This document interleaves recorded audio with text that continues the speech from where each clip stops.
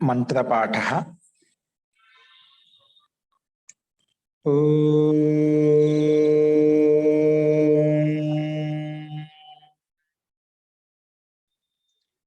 सहनाववतु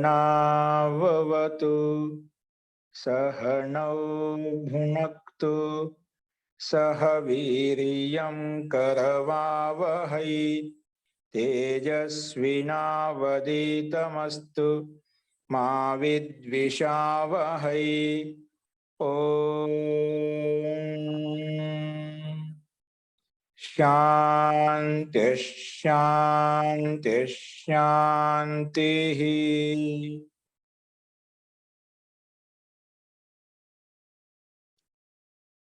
सर्वेभ्यो नमः। अंदरिकी नमस्कारम अंडी। మనము ఆత్మీయ పద ప్రకరణం చెప్పుకుంటున్నాము. ఆత్మీయ పదం ఎప్పుడు వస్తుంది, ఏ సందర్భంలో వస్తుంది, ఏ అర్థంలో వస్తుంది అది చూస్తున్నాము. నిన్న అదే క్రమంలో నా గతి హింసార్థేభ్య అనే సూత్రం చెప్పుకున్నాము. ఇది కర్తరి కర్మ వ్యతిహారే సూత్రానికి అపవాదము. కర్మ వ్యతిహారం ఎక్కడ ఉన్నా కూడా అక్కడ కర్త అర్థంలో వచ్చినప్పుడు లకారము ఆత్మీయ పదం అవుతుందని చెప్పుకున్నాము. కానీ నా గతి హింసార్థేభ్య వచ్చి ఏం చెప్పిందంటే, లేదంటే కర్మ వ్యతిహారం ఉన్నప్పుడు కూడా ఒకవేళ గత్యర్థక ధాతువు అనుకోండి, లేదంటే హింసార్థక ధాతువు అనుకోండి, అక్కడ కర్మ వ్యతిహారం ఉన్నప్పుడు కూడా ఆత్మీయ పదం కాదు అని చెప్పింది, నిషేధించింది. అది మనం చూసాము. నెక్స్ట్ అదే క్రమంలో సరే ఇంకా ఎప్పుడు ఆత్మీయ పదం ఏ సందర్భంలో వస్తుంది అంటే చూడండి, 16వ సూత్రము 1వ అధ్యాయము 3వ పాదంలో 16వ సూత్రము మీకు స్లైడ్ మీద కనిపిస్తుంది, చూసుకోండి. ఇంకా చెప్పిన పాట దగ్గర సందేహాలు ఉన్నాయా? అస్తు ప్రకృత మనసరామ. స్లైడ్ గమనించండి, కనిపిస్తుంది చూడండి. 16వ సూత్రం ఏంటంటే ఇతరేతరాణ్యో న్యోపపదాచ. ఇతరేతరాణ్యో న్యోపపదాత్. ఇతరేతరాణ్యో న్యోపపదాచ ఇది సూత్రం మనకు. ఇతరేతరాణ్యో న్యోపపదాచ. ఇతరేతరాణ్యో న్యోపపదాచ ఇది మనకు సూత్రము. ఇదే సూత్రాన్ని విడగొట్టుకున్నాం. విడగొట్టే ఎలా విడగొట్టుకుంటాం? ఏ పదాలు ఉన్నాయి, ఏ విభక్తి ఉంది అది చూడండి. ఇతరేతరాణ్యో న్యోపపదాత్ ఇది పంచమి భక్తి. న్యోపపదాత్ అనేది పంచమి భక్తి స్పష్టంగా ఇది. విడగొడితే చ అవ్యయ పదం. రెండే పదాలు ఉన్నాయి. ఒకటి ఇతరేతరాణ్యో న్యోపపదాత్ పంచమి భక్తి, చ అవ్యయ పదం.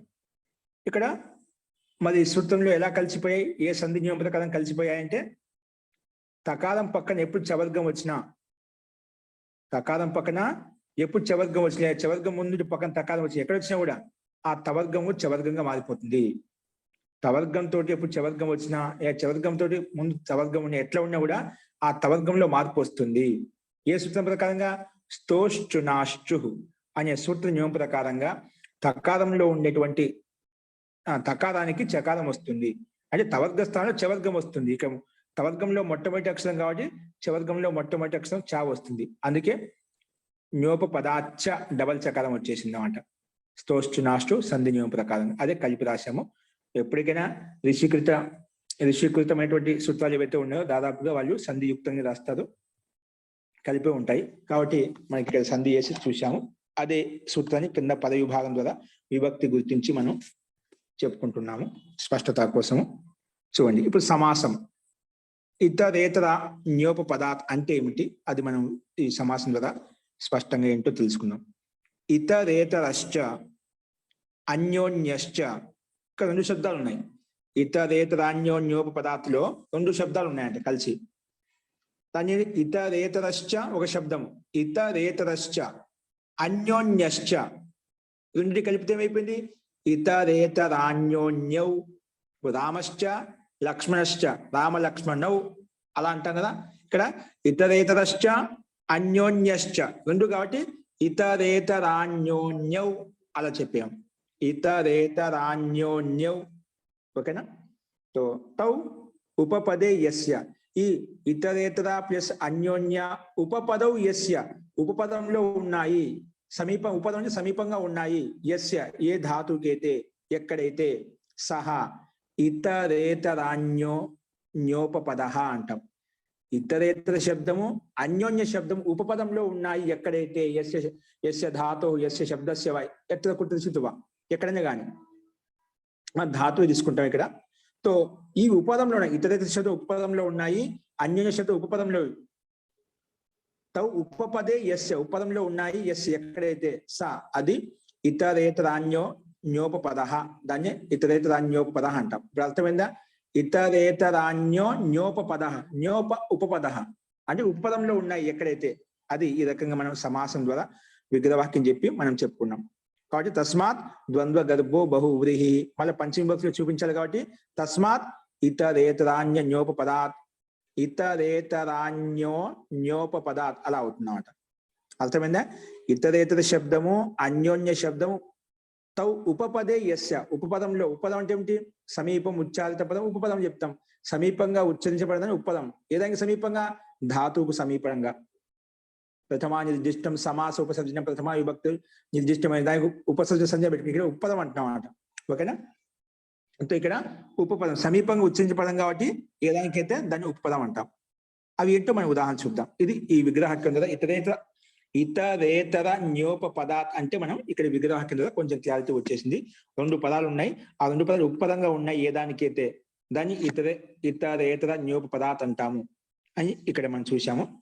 ఇప్పుడు దీని యొక్క అర్థం చూడండి. అర్థం ఏమో ఏ విధంగా చెప్తుంది చూడండి. పైనుంచి నాకి అనువృత్తి వస్తుంది, కర్మ వ్యతిహారే అనే పదానికి అనువృత్తి వస్తుంది, ఆత్మనే పదానికి అనువృత్తి వస్తుంది. ఎందుకంటే ఆత్మనే పద ప్రకారం చెప్పుకుంటున్నాం. ఈ మూడు పదాలకు అనువృత్తి వస్తుంది ముందు సూత్రాల నుంచి. ఈ మూడు పదాలను మన సూత్రంలో ఉండే పదాలను కలుపుకొని సూత్రాలను చెప్పాలి. ఇక్కడ అనువృత్తిలో ఉండే పదాలను గమనిస్తుండండి. సూత్రంలో ఉండే పదాలు ఏవైతే ఉన్నాయో వాటిని ఉపయోగించే సూత్రార్థం ఉంటుంది, వేరే శబ్దం ఏది ఉండదు. మన ఊహ కల్పన చేయకూడదు. ఓకే, అస్తు. దీని యొక్క అర్థం చూడండి. ఇతరేతర న్యోపపదాత్, ఇతరేతర న్యోపపదాత్ అంటే ఇతర అన్యతర ఉపపదాత్. విడగొట్టిన ఇతరేతర ప్లస్ అన్య, ఇతరేతర ప్లస్ అన్య ఉపపదాత్. ఇతరేతర శబ్దము అన్య శబ్దం ఉపపదంలో ఉన్నాయి. అన్యోన్య ఇతరేతర ప్లస్ అన్యోన్య ఉపపదాత్ ఉపపదంలో ఉన్నాయి. ఎక్కడ? ధాతు. ఏ ధాతుకైతే ఉపపదం, ధాతు అంటే ఉపపదం అంటే సమీపం, ఏ ధాతుకి సమీపంగా ఉన్నాయో, సమీపం ఉచ్చారితం పదం ఉపపదం చెప్పాం. సమీపంగా ఉచ్చరించే పదాన్ని ఉపపదం అంటాం. ఇక్కడ ఇతరేతర అనే పదము అన్యోన్యతర, అన్యోన్య అనే పదము ధాతుకు సమీపంగా ఉచ్చరించబడుతున్నాయి అన్నమాట ఈ రెండు పదాలు. కాబట్టి అందుకే ఇతరేతర అన్యోన్య రెండు పదాలు ఏంటి? ఇతరేతర ప్లస్ అన్యోన్య ఉపపదాత్ ధాతో ఆత్మనే పదం నా భవతి. ఇతరేతర ప్లస్ నెక్స్ట్ అన్యోన్య, ఈ రెండు శబ్దాలు ఏ ధాతుకైతే ముందు ఉంటాయో, అంటే ఏదో ఒకటి ఉపపదే ఉంటే ఏ ధాతుకైతే ముందు ఉంటాయో అప్పుడు కూడా ఆత్మనేపదం నా భవతి, ఆత్మనేపదం కాదు. ఎందుకు చెప్పాల్సింది? కర్మ వ్యతిహారే అర్థే, కర్మ వ్యతిహార అర్థంలో ఉన్నాయి. ఇప్పుడు కర్మ వ్యతిహారం అంటే పైన ఒక సూత్రం మనకు అతివ్యాప్తి అయిపోయింది. ఏంది? కర్తరి కర్మ వ్యతిహారం. కర్మ వ్యతిహారం అంటే ఒక క్రియకు బదులుగా ఇంకో క్రియ చేయడం, అంటే అదిలి బదిలి ఆదాన ప్రధాన క్రియ ఎక్కడైతే ఉంటుందో అక్కడ ఆత్మనేపదం అవుతుందని చెప్పి అది సూత్రం చెప్పేస్తున్నాను. ఆ సూత్రం ప్రకారం ఇక్కడ కర్మ వ్యతిహారం ఉంది కదా, కాబట్టి కర్మ వ్యతిహారం అంటే ఆత్మపదం కావాలి పై సూత్రం ప్రకారం, కర్తరి కర్మ వ్యతిహార ప్రకారం. కానీ కర్మ వ్యతిహారం ఉన్నప్పటికీ కూడా ఒకవేళ ఏ ధాతు కర్మ వ్యతిహారంలో వస్తుంది ఉన్నప్పటికీ కూడా ఒకవేళ ఇతరేతర ప్లస్ అన్యోన్య శబ్దం ఆ ధాతులకు ఉపపదంగా దగ్గరగా ఉంటేనా అప్పుడు మాత్రము ఆత్మపదం కాదు అని చెప్పి నిషేధించిందన్నమాట. ముందే చెప్పి ఎక్కడ నిషేధించింది? ఒక ఏ ధాతు గత్యర్థంలో ఉందో హింసార్థంలో అప్పుడు ఆత్మపదం కాదు. ఇప్పుడు ఏం కండిషన్ పెట్టాము? ఒకవేళ ఏ ధాతు ఏదైనా కావచ్చు, కానీ ఒకవేళ అది ఇతరేతర శబ్దం కానీ అన్యోన్య శబ్దం ఉపపదంలో దగ్గరగా ఉన్నప్పుడు అప్పుడు కూడా ఆత్మపదం కాదు అని నిషేధించింది. కాబట్టి ఇది కూడా ఇతరేతర అన్యోన్య ఉపపదాచ, ఈ రెండు శబ్దాలు ఉపపదంలో ఉన్నప్పుడు కూడా ఏ ధాతుకి ఉపపదంలో ఉంటాయో అప్పుడు కూడా ఆత్మీయ పదం కాదు. ఇతర ఎప్పుడు కర్మ వ్యతిహారే అర్థం, కర్మ వ్యతిహార అర్థంలో ఉన్నప్పుడు కూడా, కానీ కర్మ వ్యతిహార అర్థంలో ఉన్నప్పుడు కూడా ఈ రెండు పదాలు మాత్రం ఉపపదంలో ఉన్నప్పుడు ఆత్మీయ పదం కాదని చెప్పి నిషేధించింది. అర్థమైందే స్పష్టంగా. అది కూడా అపవాద సూత్రం కండిషన్ చెప్తున్నమాట. ఎక్కడ అవుతుంది ఎక్కడ కాదు. కర్తృ కర్మ వ్యతిహార సూత్రం అతివ్యాప్తి అయిపోయిందంట. బై కర్మ వ్యతిహారం ఎక్కడ ఉన్నా కూడా అన్నిట్లో ఆత్మపదం అవుతుంది. లేదండి గత్యర్థక ధాతువు ఉన్న హింసార్థక ధాతువు అక్కడ మాత్రం చేయొద్దు, అక్కడ ఒక పదవిషయం తెచ్చుకున్నాం. ఇక్కడ ఏ పదవిషయం తెచ్చుకున్నాం, ఇంకా ఏ ధాతువుకైతే ఇతరేతర శబ్దం కానీ అన్యోన్య శబ్దం కానీ దగ్గరలో ఉన్నాయనుకోండి ముందు, అప్పుడు కూడా అటువంటి ధాతువు చేత కూడా ఆత్మపదం తీసుకురావద్దు. అట్లా ఇక్కడ పదవిషయం తెచ్చుకున్నాం అన్నమాట. నెక్స్ట్ ఇది ఈ సూత్రం యొక్క అర్థము. ఇక్కడ ఉదాహరణ చూడండి. ఇతరేతరస్య వ్యతిలునంతి, అన్యోన్యస్య వ్యతిలునంతి. ఇక్కడ వ్యతిలునంతి మనకు లునంతి రూపం మనం ముందే చూసాం, రూపసిద్ధి పైన ముందు చూసాం, అంతకన్నా ముందు మనం సేమ్ అవి ఉదాహరణ ఇక్కడ తీసుకున్నాం. కాకపోతే అక్కడ వ్యతి అని చెప్పి అక్కడ ఇతరేతరస్య వ్యతిలునంతి, అన్యోన్యస్య వ్యతిలునంతి. అంటే ఒకరికొకరు కొట్టుకుంటారు. లునంతి అంటే ఇక్కడ ఛేదించడం అంటే ఒకరు కొట్టుకుంటడం, ఛేదిస్తున్నారు. అన్యోన్యస్య పరసం ఇంకొకరు, వేరే వేరే వాళ్ళు. అన్యోన్య అంటే వేరే వేరే, ఇతరేతర అంటే ఒకరికొకరు, అన్యోన్య అంటే వేరే వాళ్ళు. అలాగా పరస్పర ఒకరు వ్యతి గచ్చంతి, వ్యతి లునంతి, ఇలాంటి ముందు అర్థాలు ఏవైతే చెప్పుకున్నాం ఇక్కడ అదే తీసుకుంటాం. వ్యతి లునంతి ఒకరికొకరు పరస్పరం ఒకరికొకరు కోసుకుంటున్నారు, అంటే పంట పొలాన్ని కోస్తున్నారు. మీ పంట పొలాన్ని మేము కోసాను, మా పంట మీద కోయండి. ఒకరి కోసం ఒకరికి వెళ్తున్నారు. ఇక్కడ అన్యోన్య అంటే వేరే వాళ్ళ కోసం వేరే వాళ్ళు వెళ్తున్నారు, ఒకరి కోసం ఒకరు వెళ్తున్నారు, వేరే వాళ్ళ కోసం వేరే వాళ్ళు వెళ్తున్నారు. అలాంటి అర్థాలు ఇక్కడ మనం తీసుకుంటాం. మొత్తం కర్మ వ్యతిహార అర్థం ఉంది కాబట్టి ఇక్కడ ఆత్మీయపదం రావాలి, కానీ ఇతరేతర శబ్దాలు ముందున్నప్పుడు మాత్రము రావు, అన్యోన్య శబ్దం ముందున్నప్పుడు కూడా రాదు అని చెప్పి సూత్రం చెప్పింది. అందుకే సామాన్యంగా శేషాత్ కల్తీ పరస్మ పదంగా పరస్మ పదం అయిపోతుంది. ఒకటి గుర్తుపెట్టుకో, ఎప్పుడైతే ఆత్మీయ పదం చెప్పడానికి ఏ సూత్రం రాదనుకో సామాన్యంగా వస్తుంది శేషాత్ కల్తీ పరస్మ. ఎవరు ఆత్మీయ పదం అవుతుంది చెప్పే సూత్రం లేదు అనుకోండి, నియమం లేదనుకోండి, ఆటోమేటిక్ గా సిద్ధంగా ఉంటుంది శేషాత్ కల్తీ పరస్మం. ఆత్మీయ పదం కాబట్టి పరస్మ చేస్తాం సామాన్యంగా. వ్యతిలునంతి, ఇతరేతరస్య వ్యతిలునంతి, అన్యోన్యస్య వ్యతిలునంతి అని చెప్పి ఇక్కడ చెప్పుకున్నా. అంటే ఒకరు కాడితే కోసుకుంటున్నారు, అది పంట పొలం కావచ్చు ఇంకేదైనా కావచ్చు. అన్యోన్యస్య వ్యతిలునంతి ఒకరు ఇక్కడ లునంతి కూడా అదే అర్థంలో తీసుకుంటాం అంట. ఒక పరస్పరం రక్షించుకోవడం కానీ కొట్టుకోవడం కానీ ఏదో ఒకటి ఉంటుంది అన్నమాట. పరస్పరం ఒకదానికి ఆదాయ ప్రధాన క్రియ తీసుకోవాలి. ఇక్కడ కాడితేని ఛేదిస్తున్నారు, కోస్తున్నారు, అలాంటి అర్థం ఇక్కడ ఇచ్చారు. అది మనం అర్థం చేసుకున్నాం. ఇప్పుడు ఈ సూత్రం అందరికీ స్పష్టమైందండి. రూపసిద్ధి పైన చెప్పిన విధంగా లునంతి ఎలా తయారు కావాలన్నా అదే అవుతుంది. లు ధాతు క్రయాదిభ్య స్నాపత్యం వస్తుంది, మరి జీ వస్తుంది, జీ స్థలంలో అంతే అయిపోతుంది. పైన నిన్న చెప్పిన రూపసిద్ధి ప్రకారంగానే ఇక్కడ అవే ఉంటాయి. అస్తు, ఎందుకు సందేహం ఉందండి? సూత్రం స్పష్టమైందా? ఇది ఎవరు నిషేధించింది? ఇప్పుడు లు ధాతువుకి ఎప్పుడు ముందు ఇతరేతర శబ్దం వచ్చిన ఇక్కడ ఇతరేతరస్య ముందు వచ్చిందా? ఏదానికి? వ్యతిలునంతి ధాతువు. అన్యోన్యస్య అంతా ఒక పదం అండి. అన్యోన్యస్య వ్యతిలునంతి. అన్యోన్య శబ్దం ఎప్పుడు వచ్చినా ఏ వేదం తీసుకోండి, ఏ శ్లోకం తీసుకోండి, ఈ శబ్దాలు ఇతరేతర శబ్దము అన్యోన్య శబ్దం ఎక్కడ కనిపించినా మీకు గమనించిన కావాలంటే శ్లోకంలో పద్యాల్లో మీకు కంపల్సరీ కనిపిస్తుంది అన్నమాట. అక్కడ పరస్పరం ఉంటుంది, ఆత్మీయపదం ఎప్పుడు ఉండదు ఈ సంధినియమం ప్రకారంగా. ఓకేనా? ప్రతి శాస్త్రం ఈ వ్యాకరణం అనేది కేవలం మనం చెప్పిన వ్యాకరణ శాస్త్రం ఇప్పుడు మనకు ఉపలబ్ధమైన వైదిక సాహిత్యం వైదిక గ్రంథాలు చెబుతాం, అన్నిట్లో ఈ వ్యాకరణం వర్తిస్తుందండి. ఇది కేవలం గ్రంథ విశేషంలో కోసం ఈ వ్యాకరణ చదవడం, సంపూర్ణ ఎన్నైతే శాస్త్రంలో అన్నిట్లో ఈ నియమం లాగు అవుతుంది. ఇదే నియమం ప్రకారంగా అక్కడ శ్లోకాలు కానీ మంత్రాలు కానీ ఉంటాయన్నమాట. కాబట్టి మనం అలా గుర్తుపెట్టుకుంటూ మనకు ఎక్కడెక్కడ ఏ మార్పులు వస్తున్నాయని తెలుస్తుంటుంది. అస్తు, ఇది సూత్రం యొక్క అర్థము. సో ఇతరేతర శబ్దము అన్యోన్య శబ్దం ఎప్పుడు ముందున్న ధాతువుకు అటువంటి సందర్భంలో కూడా ఆత్మీయపదం రాదు. నా కర్మ వ్యతిహారే కర్మ వ్యతిహారే సూత్రం ప్రకారం ప్రాప్తం అవుతుంటే ఇది వచ్చి నిషేధించింది. కాబట్టి అది కూడా దీనికి అపవాద సూత్రము. అస్తు, నెక్స్ట్ చూడండి. నేర్ విషః. ఇది వ్యతిహార అనే శబ్దానికిను ఇతరేతర అనే శబ్దానికిను అర్థం ఒకటేనా అండి? వ్యతి అంటే ఏమిటి? వ్యతిరేకం. ఓకేనా? వ్యతి వి ప్లస్ అతి ఉపసర్గాలు ఏంటి ఇక్కడ? లునంతి అంటే వ్యతిలునంతి, ఒకరికొకరు వ్యతిరేకిస్తున్నారు అంటే వ్యతిరేకం అంటే ఇక్కడ వ్యతిరేకార్థం కాదు, నిషేధార్థం కాదు, పరస్పరం ఒకరికొకరు. వ్యక్తి అనేది ఏమవుతుంది, ఒకరికి ఆదాయ ప్రధాన కదా. నువ్వు నాకు కర్మ చేస్తున్నావు, నేను నీ కర్మ చేస్తున్నాను, ఏదైనా కానీ సహాయపడుతున్నాను, అలాంటి అర్థంలో వ్యక్తి వస్తుంది, బి ప్లస్ అతి.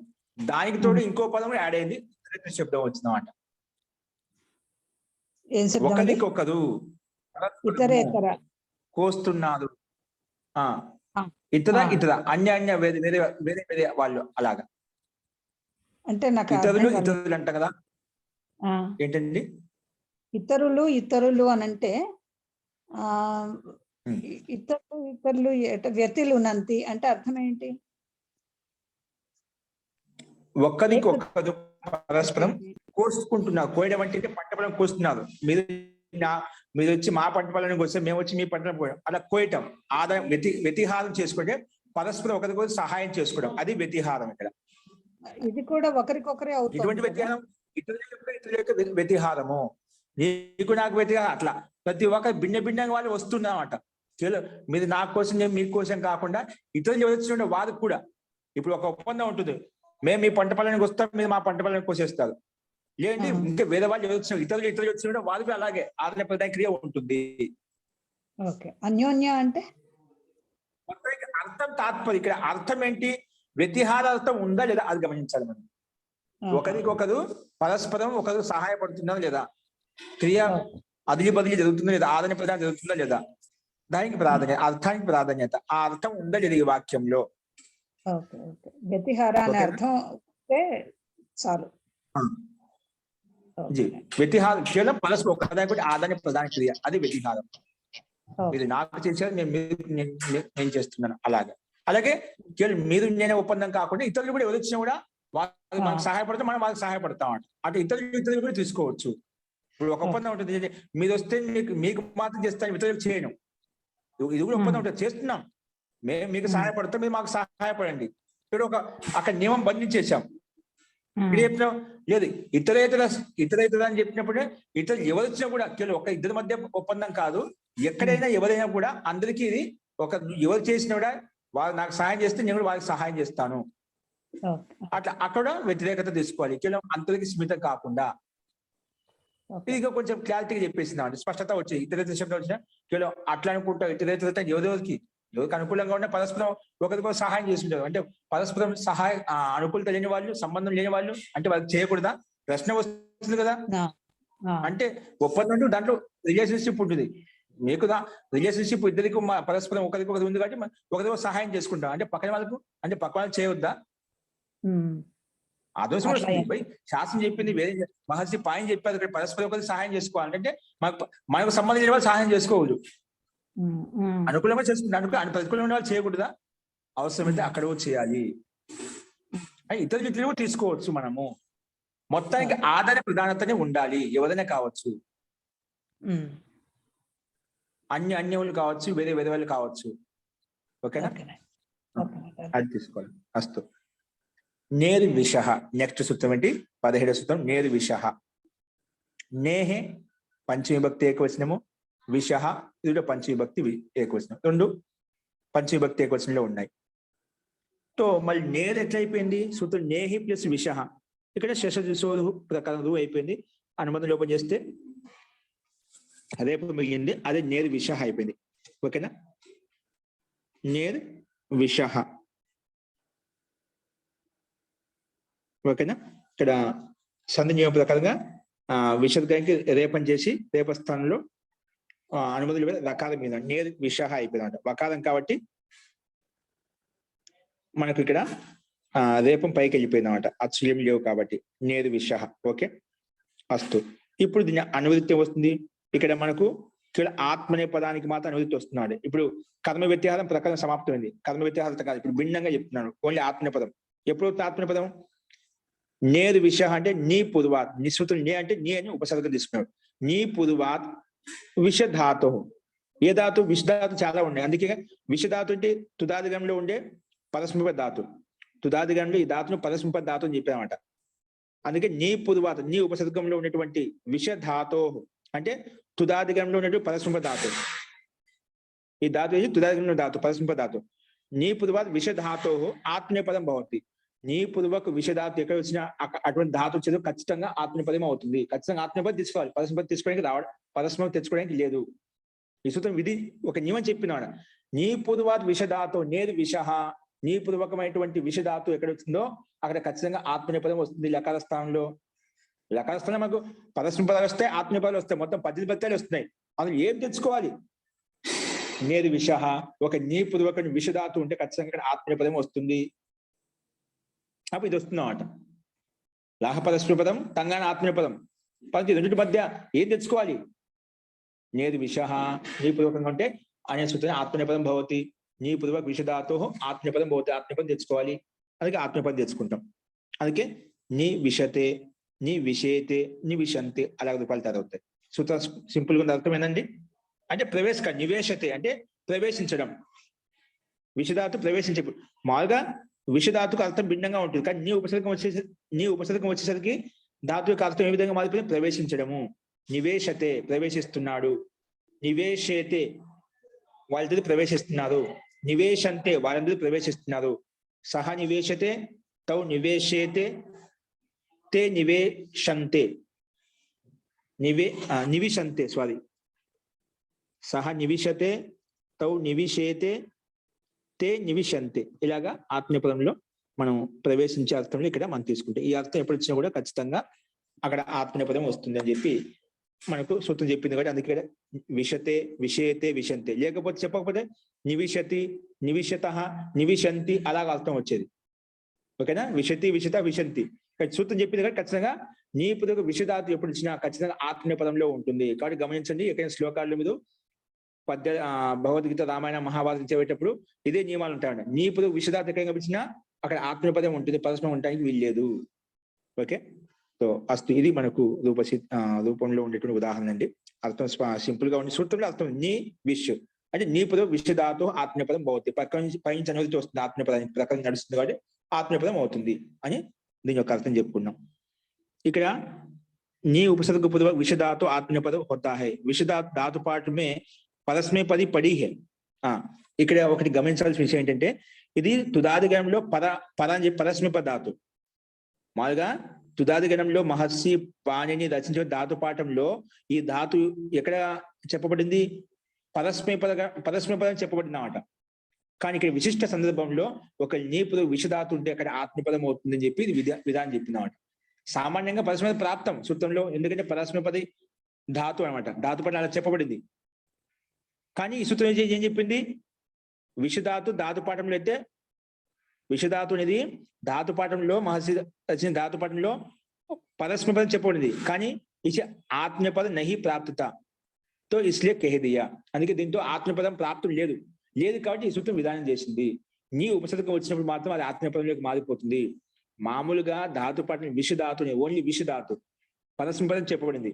అంటే పరస్మైపదం చెప్పబడినప్పుడు నిత్య పరస్మైపదమే, కానీ ఆత్మపదంలో ఇష్టం కాబట్టి నీ ఉపసర్గాన్ని యాడ్ చేసి నీ పూర్వ విషధాతు ఉంటే అక్కడ ఆత్మపదం అవుతుంది అని చెప్పి ఈ సూత్రం విధానం చేసింది, నియమం చెప్పింది. కేవలము పరస్మైపదమే ప్రాప్తమైంటుంటే ఆత్మపదం కూడా అవసరం కాబట్టి అక్కడ నీ ఉపసర్గాన్ని చేర్చి లేండి నీ పూర్వ విషధాతు ఉన్నప్పుడు ఆ పరస్మైపద ధాతు కూడా ఆత్మీయ పదంలోకి మారిపోతుంది ఈ సందర్భంలో నీ ఉపసర్గం ఉంటే గినా అని చెప్పి ఇది గమనించాల్సిన విషయం మనకు. అందుకే నీ పూర్వాత్ విషధాతు తుదాది పరస్మైపదం అని చెప్పాడు.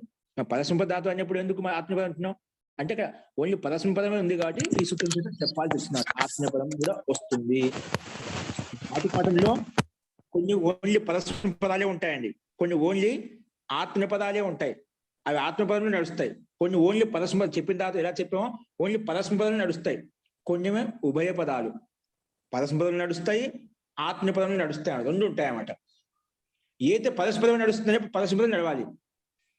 కానీ కొన్ని విశిష్ట సందర్భాలు ఇప్పుడు చెప్పినట్టుగా దానికి నీ ఉపసర్గం చూస్తే అది పరస్పర ధాతు ఆత్మపదంలోకి మార్చుకోవచ్చు, ఆత్మపదం కూడా వస్తుంది అని చెప్పి మనకు ఇక్కడ ఈ సూత్రం చెప్పింది.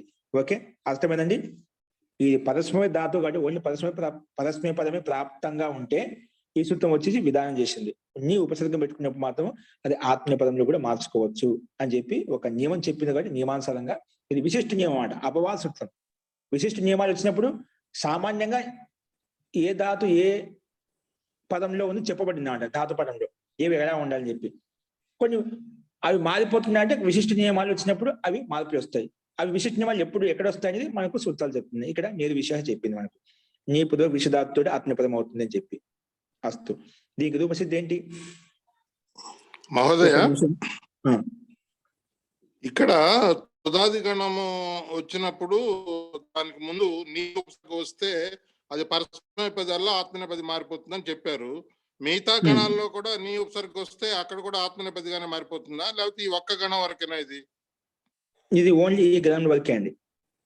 మిగతా 9 గణాలలో అక్కడ నీ అక్కడ అర్థం భిన్నంగా ఉంటుంది. అప్పుడు అర్థం విషధాతుకు అర్థం వేదార్థాలు వచ్చాయి కాబట్టి అక్కడ క్లారిటీ ఉంటుంది, ఇబ్బంది లేదు మనకు ఇక్కడ. అంటే ఇప్పుడు ఈ ఒక్క గణం వరకే తీసుకోవాలి మనం. తుదాది గణంలోనే ఇక్కడ ఒక్క గణానికి తీసుకోవాలి. సరే, అలాగే మహోదయ, ధన్యవాదాలు. ఇక విశేష ఒకసారి చదువుదాము. ధాతుపాఠ మే ధాతు ఆత్మనేపది పరస్మైపది పృథక్ పృథక్ పడి హే. అది ఇప్పుడు నేను చెప్పిన విషయం. ధాతు పాఠంలో ఆత్మనేపదాలు పరస్మైపదులు భిన్న భిన్నంగా ఇవ్వబడ్డాయి అన్నమాట. సో ఉన్హీ సే कौन आत्मनिपदी है कौन परस्मैपदी है इसी का परिज्ञान हो ही जाएगा. అక్కడ ధాతుపాఠం నేర్చుకున్నప్పుడు ఏ ధాతు పరస్మైపదం చెప్పబడిందో ఏ ధాతు ఆత్మనేపదం చెప్పబడిందో దాంతో స్పష్టం అవుతుంది. అక్కడ ధాతుపాఠం నేర్చుకుంటే ఇది పరస్మైపద ధాతు అంటే పరస్మైపదం వస్తుంది, ఇది ఆత్మనేపద ధాతు చెప్పబడింది సూత్రంలో మహర్షి పాణిని, ఆత్మనేపదం వస్తుంది. మరి ఇవన్నీ సూత్రాలు ఎందుకు అంటే దాంతో పరిజ్ఞానం అయిపోతుంది. అదే చెప్తున్నాడు, దాంతో పరిజ్ఞానం అయిపోతున్నాడు. ఎందుకు ధాతుపాఠంలో మహర్షి పాణిని ఇవి ఆత్మనేపదాలు, ఇవి ఆత్మనేపద ధాతులు, ఇవి పరస్మైపద ధాతులు స్పష్టంగా చెప్పామట. అంటే అక్కడే పరిజ్ఞానం అయిపోతుంది. అయినా మరి ఇక్కడ ఎందుకు చెప్తున్నాం అంటే అది ఆ విషయం చెప్తున్నారు ఇక్కడ. उन्हीं से कौन आत्मनेपदी है कौन परस्मैपदी, ఏవి ఆత్మనేపదాలు ఏవి పరస్మైపదాలు इसका परिज्ञान हो ही जाएगा, उसका परिज्ञान అవుతుంది మనకు, అది తెలిసిపోతుంది. पुनः इस प्रकरण का विधान इसलिए किया है, అయినా కూడా ధాతుపాఠం చెప్పబడినప్పుడు ఈ ప్రకరణ ఆత్మనేపద ప్రకరణ ఎందుకు మొదలు పెట్టారు అయినా इस प्रकरण का विधान इसलिए किया है, మరి అయినప్పుడు ప్రకరణం చెప్పబడిందంటే ఎందుకోసం చెప్పబడింది అది చెప్తున్నాడు. इस प्रकरण का विधान इसलिए किया है कि जो परस्मैपद धातुएं थी उनसे आत्मनेपद भी कब हो जाता है, उनसे आत्मनेपद कब हो जाता है, और जो आत्मनेपद धातुएं थी उनसे परस्मैपद कब हो जाता है, यह बात दर्शा दी जाए, यह बात दर्शा दी जाए. అంటే ఇప్పుడు అక్కడైతే ధాతుపాఠంలో స్పష్టంగా ఇవి ఆత్మనేపద ధాతులు ఈ పరస్మైపద ధాతులు చెప్పబడ్డాయంట. ఆ చెప్పబడిన తర్వాత కూడా మళ్ళీ ఆత్మనేపద ప్రకరణం ఎందుకు స్టార్ట్ చేస్తున్నాం అంటే కొన్ని చోట్ల ఏవైతే పరస్మైపద చెప్పబడి అవి ఆత్మనేపదంలో కూడా మారిపోతాయి, ఏవైతే ఆత్మనేపద చెప్పామో అవి కొన్ని విశిష్ట సందర్భాల్లో పరస్మైపదంలో కూడా మారిపోతాయి. అవి ఎప్పుడు ఆత్మనేపదంలోకి మారుతాయి అంటే ఎప్పుడైతే ఏదైతే పరస్మైపద ధాతుని చెప్పామో ఆ పరస్మైపద ధాతు ఎప్పుడు ఆత్మనేపదంలోకి మారుతుంది, ఏదైతే ఆత్మనేపదం అని చెప్పామో ఆ ఆత్మనేపద ధాతు ఎప్పుడు పరస్మైపదంలోకి మారిపోతుంది, అది దర్శించడం కోసం చూపించడం కోసమే ఈ ప్రకరణం స్టార్ట్ చేశాము. ఇప్పుడు ఆత్మనేపదం అవుతుంది, ఆత్మనేపదం ఈ సందర్భంలో ఆత్మనేపదం ఈ సందర్భంలో ఆత్మ అని చెప్పుకుంటూ వెళ్ళామండి, నిర్ధారించుకుంటూ వెళ్ళాం. ఇవన్నీ చెప్పిన తర్వాత ఏవైతే మిగిలినాయో శేషాత్, అందుకే శేషం అని చెప్పింది, మిగిలినటువంటి పరస్పరాలు అయిపోతాయి. నిర్ధారణ కోసం ఈ ప్రకరణం చెప్పబడింది అన్నమాట. ఎందుకంటే ముఖ్య విషయము అక్కడ పరస్మైపద ధాతు కూడా ఆత్మనేపదంలోకి మారిపోతుంది, ఆత్మనేపద ధాతు కూడా పరస్మైపదంలోకి మారిపోతుంది. అవి ఎప్పుడెప్పుడు ఎక్కడ మార్చుకోవాలనేది మనకి ఈ ప్రకరణం చెప్తుంది అనమాట. అందుకోసం ఈ ప్రకరణం ప్రారంభించబడింది. तो धातुपाठ की सूची तथा इस प्रकरण से आत्मनेपद परस्मैपद का पूरा ज्ञान हो जाता है. सो पाद के अंत तक के यह विधान समझना चाहिए, इवी ఈ పాద अंत तक मात्र समझना चाहिए. सो पाद के अंत तक यही विधान समझना चाहिए. ఈ పాదానికి అంతిమ వరకు यही विधान ఇక్కడ ఏదైతే చెప్పబడా అవే మనం అర్థం చేసుకోవాలి అని చెప్పి ఈ విశిష్ట నియమం చెప్పబడింది. అదే విషయాన్ని మనం ప్రస్తావించుకున్నాం. అస్తు. ఇందులో సందేహం ఉందా? ఓకే అండి, స్లైడ్ మార్చండి. నెక్స్ట్ సూత్రం చూసుకోండి. మహోదయ సిద్ధి గురించి రాశారు కదా, రూపసిద్ధి. రూపసిద్ధి ఎక్కడ ఉందండి? వెనక పరిశిష్టం ఇచ్చారా? అదే దీనికి నివేశత రూపసిద్ధి ఇవ్వబడి ఎక్కడ మనం 1:11 సూత్రం చెప్పుకున్నాను. పచేతకి సమానంగా ఉందంట. పచతే పచేతే పచంతే, ఇక్కడ అక్కడ పచధాతుకి విషధాతు, అదే తేడా. పచధాతు స్థానంలో విషు పెట్టేసింది, మిగిలిన ప్రక్రియ ఇక్కడ అక్కడ పచధాతుకి రూపం ఎలా తయారు చేసామో సేమ్ ఉమ్, విష్ ధాతుకు రూపం అలాగే వస్తుంది. ఆ న్యూ ఉపసర్గ యాడ్ చేస్తాం. ఎలా ఉందో న్యూ ఉపసర్గ ముందు పెట్టేసింది అంతే. నీ ఏం చేయాల్సిన అవసరం ఎటువంటి మార్పు రావు. నువ్వు ఎలా నీ ఉపసర్గ ఎలా ఉందో అలాగే పెట్టేసింది. ఆ విష్ ధాతు పచధాతు రెండు ఒకటే, దానికి సమానం నడుస్తుంది అని చెప్పి ఇది ఉపస్థితి చెప్పబడింది. ఓకేనా? So okay. తెలిసిందే. అక్కడ ఒకసారి ప్రయత్నించండి. కాని పక్షంలో మీకు అర్థం కాని పక్షం నేను చెప్తాను. సింపుల్ గా అండి. ఊరికే షప్ వస్తుంది. విషధాతు షప్ ప్రత్యయము ఆత్మబిలో తా వస్తుంది. ఆ తాకి టితాత్మీయ పదానికి ఏదైతే ఏ అయిపోతుంది. షప్ కనుమ చూపిస్తే ఆ వెళ్తుంది. విషత టితాత్మీయ పదానికి తేదే విషతే. నీ ఉపసర్గ ఎలా ఉందో అలాగే పెట్టేస్తుంది. నీ విషతే అయిపోయింది. డ్యూవర్స్లో ఆతాం వస్తుంది. ఆతం వచ్చిన తర్వాత నివేశేతే అయిపోతుంది. ఇక్కడ ఆతోంగిత ప్రకారంగా ఈ ఆదేశం వస్తుంది. అది విశేషము. తర్వాత జోంత కాదు, ఆత్మనే పదేశనత ప్రకారం అంత ఆదేశం. ఆత్మనే పదేశం అనత ఇక్కడ అంత ఆదేశం అవుతుంది. అప్పుడు నివిషంతే రూపం తయారవుతుంది. ఆత్మనే పదేశం అనత ప్రకారంగా అంత ఆదేశం అయిపోతుంది. అక్కడ నివేశతే, నివిషేతే, నివిషంతే ఈ రకంగా రూపాలు తయారవుతాయండి. ఓకేనా? ఓకే. ఒకసారి అర్థం కాకుండా మళ్ళీ అడగండి. చేయండి. నెక్స్ట్ చూసుకోండి. పరివ్యవేభ్య క్రియ. పరివ్యవేభ్య క్రియ. నెక్స్ట్ 18వ సూత్రము. పరివ్యవేభ్య పంచమి విభక్తి బహువచనము, క్రియ పంచమి విభక్తి బహువచనం. సారీ, పంచమి విభక్తి ఏకవచనం. పరివ్యవేభ్య పంచమి విభక్తి బహువచనం 3 ఉన్నాయి కాబట్టి ఇక్కడ. క్రియ ప్రథమ విభక్తి పంచమి విభక్తి ఏకవచనం. 2 పంచమి విభక్తిలో ఉన్నాయి. ఒకటి బహువచనంలో ఉంది, ఒకటేమో ఏకవచనంలో ఉంది. చూడండి, పరివ్యవేభ్య అంటే ఏమిటి? అది ఏంటో తెలుసు. ఆ పదంలో ఉండే పదాలు ఏంటో తెలుసుకోవడం కోసం ఈ సమాసం అనమాట. ఏమున్నాయి? పరివ్యవేభ్య అంటే ఏమిటి? కలిపి ఉన్నాయి కదా, అది చెప్తున్నాయి కదా.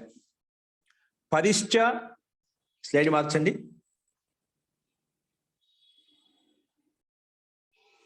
ఉందండి మహోదయ, ఇదే ఉంది.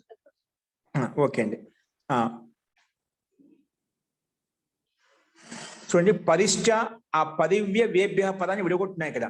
పరిశ్చ, విశ్చ, అవశ్చ 3 పదాలు ఉన్నాయి. పది ఒకటి, వి ఒకటి, అవ ఒకటి. పరిశ్చ, విశ్చ, అవశ్చ ఈ 3 కలిపితే పరివ్యవాహ అయిపోయింది. 3 కలిపితే ఉంది పరివ్యవాహ అయిపోయింది. సంధి 3 కలిపితేనా. రామశ్చ, లక్ష్మణశ్చ, భరతశ్చ. రామ, లక్ష్మణ, భరతాహ. అలాగా పరిశ్చ, విశ్చ, అవశ్చ.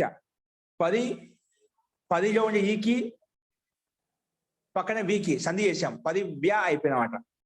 పరివ్యవాహ అయిపోయినామంట.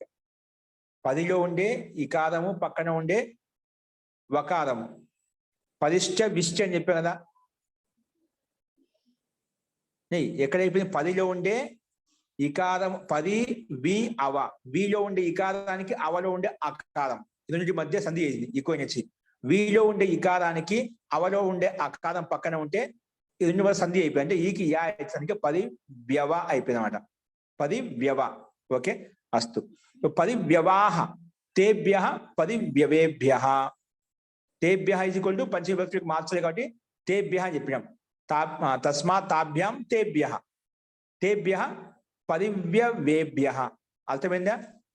పరి, వి, అవ. 10లో పక్కన వి వెంటనే కాబట్టి ఆ సంధి ప్రాప్తం కాలేదు. వి పక్కన అవ ఉంది కదా. వి పక్కన అవ ఉంది కాబట్టి వి పక్కన ఈ పక్కన ఆ అచ్చు ఉంటేనా ఇక్కడకు అచ్చులు పదం మగునప్పుడు ఏమప్పుడు ఏనాదేశం అగును. ఈ ఊరులకు అచ్చులు పదం మగునప్పుడు వాటి స్థానంలో యా వారాలు ఆదేశం అగును. ఇక్కడ వి ఉంది కాబట్టి వి స్థానంలో యా ఆదేశమైంది. అందుకే పరివ్యవాహ అయిపోయింది బహువచనంలో. ఓకే, ఇది ఈ పదంలో ఉన్నటువంటి శబ్దాలు ఏంటో మనం విగ్రహ వాక్యం ద్వారా చూసాము. ఇది ఏ సమాసం? ఇతరేతర యోగ ద్వంద్వ సమాసం. ఏ సమాసం? ఇతరేతర యోగ ద్వంద్వ సమాసం. అంటే భిన్న భిన్న. ఇతరేతర అంటే పది భిన్నమైందే, వి అనేది భిన్నమైందే, అవ అనేది భిన్నమైంది. ఇవి ఉపసర్గాలు తీసుకున్నారు. భిన్న భిన్న ఉపసర్గాలు తీసుకున్నారు ఇక్కడ. ఓకే, అది ఇతరేతర యోగ ద్వంద్వ సమాసం. అంటే పదికి ప్రాధాన్యత ఉంది, వికి ప్రాధాన్యత ఉంది, అవకి ప్రాధాన్యత ఉంది. ద్వంద్వ సమాసం అంటే ఉభయ పద ప్రధాన ద్వంద్వ సమాస. ఉభయ పద అన్ని పదాలకు ప్రాధాన్యత ఉంటుందన్నమాట. తత్పురుష సమాసంలో పూర్వపదానికి ప్రాధాన్యత ఉంటుంది. అవిభావ సమాసంలో అవ్యయానికి ప్రాధాన్యత ఉంటుంది. బహుళ సమాసంలో అన్య పదానికి ప్రాధాన్యత ఉంటుంది. ద్వంద్వ సమాసంలోనే ఎన్ని పదాలు ఉంటే పూర్వ పదమైన ఉత్తర పదమైన అన్నిటికీ ప్రాధాన్యత ఉంటుంది. అందుకే ద్వంద్వ సమాసం చెప్పుకున్నాం. అస్తు అనువృత్తి పైనుంచి ఆత్మ అనే పదంకి అనువృత్తి వస్తుంది. ఇప్పుడు దీని యొక్క అర్థం చూద్దాం. సూత్రంలో ఉండే పదాలు తీసుకుంటాం. పరి సూత్రార్థం చూడండి. అర్థ పరి వి అవ ఇతి ఏవం పూర్వాత్. ఈ పూర్వంలో ఉండాలంట. పరి గాని వి గాని అవ. ఇతి ఏవం పూర్వాత్ డుక్రీ సూత్ర క్రియ అంటే ఏమిటి? డుక్రీకరణ ధాతు అనేది. క్రియ అనేది డుక్రీకరణ ధాతు. డుక్రీ ధాతు ఆత్మనేపదం భవతి. పది ఉపసర్గం ముందున్నటువంటి డుక్రీ ధాతు ఎప్పుడు వచ్చినా ఆ ధాతు చేత ఆ ధాతు పక్కన ఆత్మనేపదం వస్తుంది. లేదా వి ముందున్నటువంటి వి ఉపసర్గం ముందున్నటువంటి డుక్రీ ధాతు ఎప్పుడు వచ్చినా కూడా అప్పుడు ఆత్మనేపదం వస్తుంది. లేదా అవ ఉపసర్గం ముందున్నటువంటి డుక్రీ ధాతు ఎప్పుడు వచ్చినా అప్పుడు ఆత్మనేపదం అవుతుంది. మూడు ఉపసర్గాలు ఏ ఉపసర్గం ముందు వచ్చినా కూడా ఎవరికి? డుక్రీ ధాతుకి ముందు వచ్చినా అనుకోండి, ఖచ్చితంగా అటువంటి ధాతుకి పక్కన కూడా ఆత్మనేపదం అవుతుంది అని చెప్పి మనకి సూత్రం స్పష్టంగా చెప్పింది. ఓకేనా? అర్థమైందండి. కాబట్టి సూత్రార్థం ఏంటి? పరి వి అవ ఇతి ఏవం పూర్వాత్ డుక్రీ ధాతో ఆత్మనేపదం అవుతుంది. ఎంత సింపుల్ గా అర్థం చూడండి. ఈ ధాతుకు పక్కన ఆత్మనేపదం వస్తుంది అంటే ఆత్మనేపదంలో లకారం వస్తుంది ఖచ్చితంగా. ఆ లకార స్థానంలో 18 ప్రత్యయాలు వచ్చాయి. ఆ 18 ప్రత్యయాల నుంచి ఏ ప్రత్యయం తెచ్చుకోవాలంటే పరస్మ పదాలా ఆత్మనేపదాలా? ఈ సూత్రం వచ్చి చెప్తుంది. పది వి అవ పూర్వకంలో ఉన్నటువంటి క్రీ ధాతు ఎప్పుడు వచ్చినా దాని పక్కన ఎల్లప్పుడూ ఆత్మనేపదమే అవుతుంది. ఇంకా ఫిక్స్ నియమం అన్నమాట, ఒక వ్యవస్థ కల్పించామాట. అదే ప్రకారంగా నువ్వు ఏ గ్రంథం అని తీసుకో ఇదే ప్రకారంగా ఉంటుంది. ఏ బ్రాహ్మణ గ్రంథం తీసుకో, దార్శనిక గ్రంథం తీసుకో, ఇంకా ఏ సాహిత్య గ్రంథం తీసుకో, ఎక్కడ శ్లోకాలు ఏం కనిపించినా రామాయణ మహాభారతం ఏదైనా తీసుకోండి ఇదే నియమం ప్రకారంగా ఉంటుంది. కాబట్టి ఈ రకంగా మనం సూత్రార్థం చెప్తున్నాం. పరి వి అవ ఇతి ఏవం పూర్వాత్ డుక్రీ ధాతు ఆత్మనేపదం భవతి అని చెప్పి మనకు ఈ సూత్రార్థం చెప్పుకున్నాం. అదేవిధంగా ఇక్కడ ఉదాహరణ ఇచ్చారు. పదికి ఒక ఉదాహరణ, వికి ఉదాహరణ, అవకి ఉదాహరణ. పది క్రీనీతే. మన క్రీనీతికి రూపసిద్ధి చెప్పుకున్నాం. ఎక్కడ చెప్పుకున్నామండి? క్రీనీతి చెప్పుకున్నామా? ఇది సింపుల్ గా ఉంటుంది, చెప్పుకోవాలి. ఇక్కడ చెప్తాను. పది క్రీనీతే. పది ఉపసర్గ వచ్చిన క్రీ ధాతుకి. వి ఉపసర్గ విక్రీనీతే. అవ ఉపసర్గ అవక్రీనీతే. ఆత్మనేపదం వచ్చిందా? అవక్రీనంతి చెప్పలేదు, పది క్రీనంతి చెప్పలేదు, విక్రీనంతి చెప్పలేదు. ఏం చెప్పాము? ఆత్మనేపదం. పది వి అవ ఈ మూడిట్లో ఉపసర్గ ఏమొచ్చినా కూడా ఖచ్చితంగా ఆత్మనేపదమే అవుతుంది. అందుకే పరి వి అవ ఇతి ఏవం పూర్వాత్ డుక్రీ ధాతు ఆత్మనేపదం భవతి అని చెప్పి సూత్రాలు చెప్పింది. అదే ఏంటండి? దీనికి రూపసిద్ధి ఉందండి. వెనక వైపు ఉందా? సరే చూద్దామండి. పరిశిష్టం చూడండి. ఇక్కడ परि वी तथा अव उपसर्ग पूर्वक डुक्री धातु से आत्मनेपद होता है. डुक्री धातु చేత ఆత్మనేపదం వస్తుంది. ఇక్కడ డుక్రీ ఏముందండి? సూత్రంలో ఉంది మనకు. సూత్రాలు డుక్రీ యా యకార ఇత్సందే కనిపిస్తుందా? డు క్రీ యా. యాక హలంత్యం. ఏంటి? హలంత్యం. కాబట్టి హలంత్యం ప్రకారం ఇత్ అని పెట్టేస్తాము. డూకి ఎలా అవుతుంది? ఆడి ఇంటుడవహ. ఇటు ఇత్సనే ఇతని పెట్టి తస్సులోపు అదస్సులోపు అయిపోతుంది. కాబట్టి ఏ ధాతు? ఇత్ ధాతు అంటే యకారానికి ఇత్ చేసిన ధాతు. ఇత్ హోనేసే స్వరిత ఇతః కర్తృభిప్రాయ క్రియాఫలే అనే అర్థంలో ఆత్మనేపదం ప్రాప్తం అవుతుంటే ఈ సూత్రం వచ్చేసి अकर्तृभिप्राय क्रियाफले जब क्रिया का फल कर्ता का अभिप्राय को सिद्ध ना कर रहा हो उसमें भी आत्मपद हो जाए, इसलिए यह वचन है. మామూలుగా ఆత్మపదం అంటే ఏం చెప్పినామని మాకు స్థూలంగా మరి చేసిన క్రియ యొక్క ఫలితము కర్తకు చెందితే అక్కడ ఆత్మపదం వస్తుంది. ఏం చెప్పాము? ఏదైనా కర్మ చేస్తున్నా కర్మ ఫలితం మనకే దక్కుతుంది అనుకోండి, అక్కడ ఆత్మపదం ఖచ్చితంగా. అది నియమం, రూల్ అనమాట. పరస్పరం అంటే పదులకు ఉపకారం చేసేటప్పుడు వారి లాభం వచ్చేసేది పరస్మ పదం. ఆత్మపదం ఆత్మకు సంయుక్త క్రియ యొక్క ఫలము అది ఆత్మపదం అంటాం. కానీ కొన్ని సందర్భాల్లో ఆత్మనేపదం కూడా ఏంటి అది చెప్పాడు ఇక్కడ. అది కర్తృభిప్రాయ క్రియాఫలే. ఆత్మపదం క్రియ యొక్క ఫలం కర్తకి అభిప్రేతమైంది అనుకోండి, అప్పుడు ఆత్మపదం. కానీ కొన్ని చోట్ల కర్తకి అభిప్రేతం లేకపోయినప్పటికీ కూడా అప్పుడు ఆత్మపదం వస్తుంది. అనివార్యం కాదు. మరి కర్తకు క్రియ యొక్క ఫలితం కర్తకు చెందినప్పుడే ఆత్మపదం అవుతుంది అని చెప్పి, కర్తకు చెందకపోయినప్పుడు కూడా అప్పుడు కొన్ని సందర్భాల్లో ఆత్మపదం వస్తుంది అని చెప్పడం కోసమే ఈ సూత్రం చెప్పబడింది అంట. నియమం ఏంటి, సిద్ధాంతం ఏంటి? మామూలుగా ఆత్మపదము క్రియ యొక్క కర్తకి చెందితే దాన్ని అక్కడ ఖచ్చితంగా ఆత్మపదం రావాలి. అది ఒక నియమం, సిద్ధాంతం ఉంది కాబట్టి ఆ సిద్ధాంతాన్ని కొంచెము ఉల్లంఘించి కొంచెం ముందుకు తీసుకెళ్ళాలి. కాబట్టి లేదండి కొన్ని చోట్ల క్రియ యొక్క ఫలితం కర్తకు చెంద కర్త కాకపోయినప్పుడు కూడా క్రియ యొక్క ఫలితము కర్తకు చెందకపోయినప్పుడు కూడా అక్కడ కూడా ఆత్మనేపదం వస్తుంది అని చెప్పడం కోసం ఈ సూత్రం. ఓకేనా? ఆ సూత్రం ఒక నియమం చెప్పింది, స్వరిత ఇత కర్తృభిప్రాయ క్రియాపలే. క్రియ యొక్క ఫలితం ఆత్మకు చెందుతనే అక్కడ ఆత్మపదం చేసుకో. దీన్ని బట్టి ఉంది అంటే క్రియాకు చెందకపోతే ఆత్మపదం రాదు అని చెప్పి ఈ సిద్ధాంతం. లేదు, పది ఉపసర్గం వచ్చినా వి ఉపసర్గం వచ్చినా అవ ఎక్కడ కృ ధాతుకు వచ్చినా కూడా అక్కడ అది అకర్తలో కూడా ఆత్మపదం అవుతుంది. కర్తకు చెందకపోయినప్పుడు కూడా ఆత్మపదం చేసుకోవచ్చు అని చెప్పి నియమం చెప్తున్నాడు. అర్థమైంది కదా? ఇది సూత్రం యొక్క అర్థం. ఓకే, అర్థం. సూత్రం యొక్క అర్థం మీకు అర్థం కావాలండి. ఒకదానికి లింక్ కనెక్టెడ్ గా ఉంటాయి. పొద్దు సూత్రం చెప్పింది బాగా అర్థం చేసుకుంటే రెండో దాని ముందు సూత్రం అర్థం అవుతుంది. ఆ ముందు సూత్రాలు చేసిన దానికంటే ముందు అర్థం అవుతుంది. కాబట్టి ప్రతి సూత్రము అర్థం చేసుకోండి. మిగతావి సూత్రం అర్థం అయినా కాకపోయినా మనం ఇప్పుడు ఏ సూత్రాలు చెప్పుకుంటూ పోతే అది మీకు అర్థం కావాలి. క్రమంగా చదువుకుంటూ వస్తే రాబోయే సూత్రాలు ఆటోమేటిక్ మీకు అర్థం అవుతాయి. వర్తమానంలో అర్థం ఏదైతే జరుగుతుందో ప్రకరణం, ఆ ప్రకరణంలో ఉండే విషయం ప్రతిదీ ఏ టు జెడ్ అర్థం చేసుకుంటూ ముందుకు వెళ్ళాలి. సూత్రం ఏది చెప్పుకుంటామో దాంట్లో ఏది అర్థం కాకుండా అడగండి. అస్తు జీ చెప్పండి. పరిశిష్టం చూస్తున్నాము, పరిశిష్టంలోకి వచ్చేయండి. పరిశిష్టం చూడే మీకు కనిపిస్తుంది.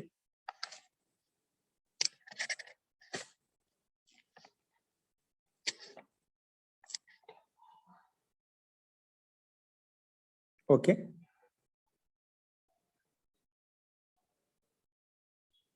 చూడండి. పదివ్య వేభ్య క్రియ, పది క్రియనీతి ఒకటి తెలుసుకుని మిగతా అన్ని వచ్చేస్తాయి. అంటే సప్రకాశ కలిత అన్ని రకాలుగా కొంటున్నాడు. పది క్రియనీతే, పది అనేది వచ్చింది అన్ని రకాలుగా కొంటున్నాడు. అన్ని రకాల వస్తువులు, అన్ని రకాలైన పదార్థాలు ఏవైతే ఉన్నాయో, ఇప్పుడు ఒకే పదార్థం భిన్న ప్రకారాలు కదా, వస్తువులు పదార్థాలు ఉంటాయి, అన్ని కొంటున్నా అంట. పది క్రియనీతి అంటే అన్ని రకాల వస్తువులు పదార్థాలు కొంటున్నాడు. సప్రకాశ ఖరీదాయి, ఓకే, అన్ని రకాలుగా కొంటున్నాడు. సరే, ఏదైనా కావచ్చు. పది ఉపసర్గము డుక్రీ ధాతు, డు క్రీ పూర్వవర్తి ఉంటుంది భూవాదయో ధాతవ అనేన సూత్రేణ డుక్రీ ఇత్యస్య ధాతు సంజ్ఞా భవతి. పెట్టుకుంటాం. ధాతు సంజ్ఞ పెట్టుకున్న వెంటనే ఇంటుడవహ అని సూత్రం. ఒకవేళ ధాతునకు ఆదిలో ఈ గాని టూ గాని డు గాని ఉంటే దానికి ఇత్తని పెడతాను అని చెప్పి ఆ సూత్రము ఇత్తని పెట్టింది. ఎందుకంటే డుక్కిలో ఈ టూ డు నుంచి 3 వర్ణాలు ఏదో ఒక వర్ణం ఉండాలి, డు ఉంది కాబట్టి ఇత్తని పెట్టేసింది. యకాలకేమో హలంత్యం, అంతిమంలో ఉంది కదా, ఉపదేశంలో ఉండేది ధాతు కాబట్టి అంతిమంలో ఉన్నాడు. హలంత్యం సూత్రం ప్రకారంగా ఇత్తని పెట్టాం. ఇత్తని పేరు పెట్టుకోగానే తస్య లోపహ ఆదర్శం లోపహ చేసేస్తాము. అప్పుడు ఓన్లీ క్రీ ఉంటుంది, పది క్రీ. ఇప్పుడు ధాతు ఇదం అధికార సూత్రం. అస్మిన్ అధికారం ఏముంది? వర్తమానే లట్టు. ధాతు అధికారంలో ఏ రకంలో ఉంది రూపము? వర్తమాన కాలంలో ఉంది. ఏంటి? భిన్న భిన్న రకాలైనటువంటి వస్తువు కొంటున్నాడు. వర్తమాన కాలం ఉంది. ఈ పదం భూతకాలం లేదు, భవిష్యత్ కాలం లేదు. ఏ కాలం లేదు? వర్తకాలంలో ఉంది. వర్తమాన కాలంలో ఉంది కాబట్టి వర్తమాన కాలంలో ప్రతిష్ఠించుకుంటాం. వర్తమానే లట్ ప్రకారం లట్ తీసుకొచ్చాం. ఓకే, అందుకే పది క్రీ లట్. ఈ లట్ స్థానంలో అనుమతి లోపం చేసుకున్నాం. అనుమతి లోపం చేస్తే అవుతుంది టకారం హలంత్యం, లకారం నుండి అకారం ఉపదేశ అజనునాశక ఇత్. అప్పుడు ఇల్లు లకారం పొల్లి మొలుతుంది. పది క్రీ ఇల్లు. ఇల్లు అని ఏ అర్థం వచ్చింది అంటే ఇప్పుడు కొంటున్నాడు, అన్ని రకాల వస్తువు కొంటున్నాడు అంటే కర్తనే కదా. మరి లహ కర్మ ఇచ్చే భావే చాకర్మ కేభ్య ప్రకారంగా అత్ర అనే సూత్రం లకార కర్తరి అర్థే భవతి. లకార ఏ అర్థం వచ్చింది? కర్తని చెప్పడం కోసం వచ్చింది.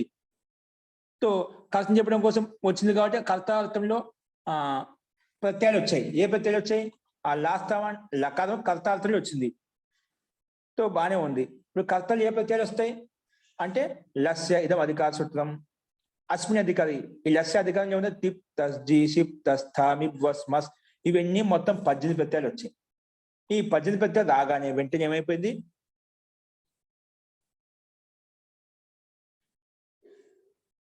పద్దెనిమిది సూత్రాలు రాగానే లహ పరస్మర పదం ప్రకారంగా మొత్తం పరస్మర పదం పేరు పెట్టాము. కానీ తంగాణ ఆత్మనే పదం వచ్చేసి అందులో తా నుంచి మొదలుకొని మహిం వరకు ఆత్మ పదం పేరు పెట్టేసింది.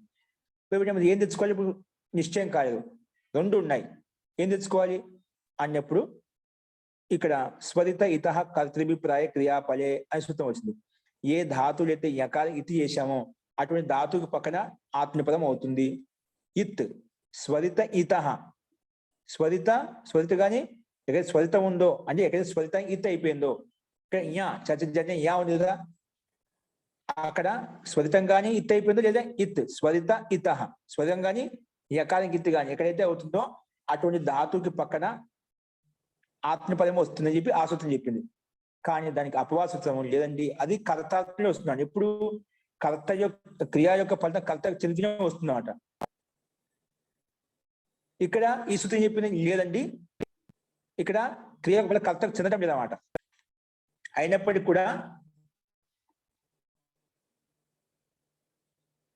కూడా పదివ్య వేభ్య క్రియ వచ్చేసి మన సూత్రం చెప్పి దాన్ని అంచి వేసి దాన్ని ఏం చెప్పి ఒకవేళ 10 ఉపసర్గం ఉండే డుక్రి ధాతు 10 ఉపసర్గం ముందుంటిన అటువంటి ధాతువుకు కర్తృభిప్రాయం అంటే క్రియ యొక్క ఫలితం కర్త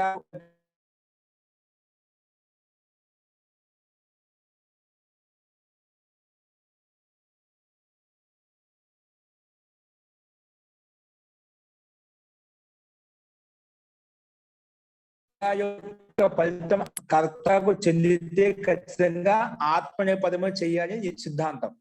కానీ ఈ సూత్రం వచ్చి లేదండి, కర్తకు చెందకపోయినప్పుడు చేసుకోవచ్చు, కానీ ఎప్పుడు చేసుకోవాలి? కర్తకు చెందకపోయినప్పుడు ఆత్మపదం వస్తుందంటే కండిషన్ ఇది.